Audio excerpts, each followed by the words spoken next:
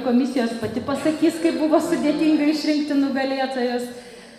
Tačiau nugalėtojai yra, kaip ir sakiau, vertinamos buvo pelnė 3 nominacijas – išradingiausiai, meniškiausiai ir sveikiausių patiekalų.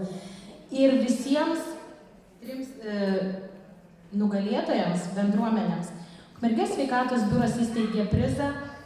Po 5 žmonės bus pakviesti į džentelmenų šou, gaunate bilietukus ir dabar pirmininkė bei Rimas paskelbs nugalėtojus ir apdovanos.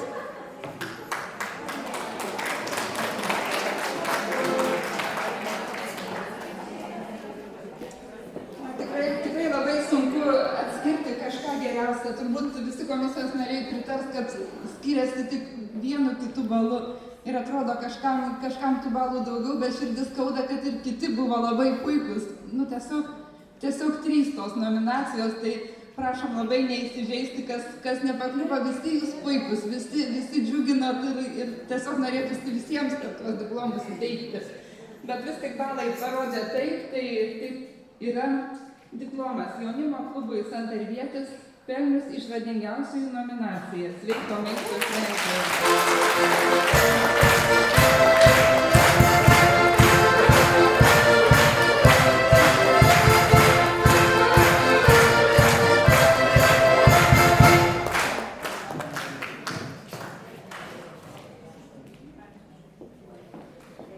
Sekantis diplomas Deltuvos bendruomeniai.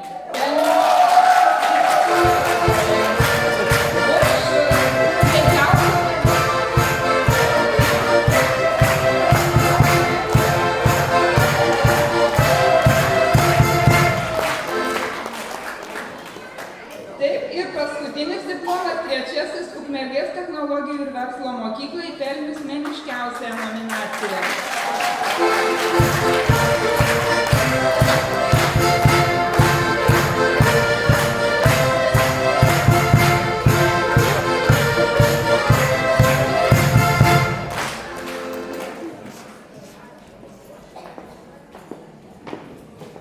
Visuomenės sveikatos biuro vardu tikrai dėkinga visiems už dalyvavimą, už kiekvienais metais atsirandantį vis didesnį būrį dalyvaujančių, už jūsų išradingumą, meniškumą, už skonį, už tai, kad jūs esate, už tai, kad domitės ir propaguojate sveiką gyvenseną.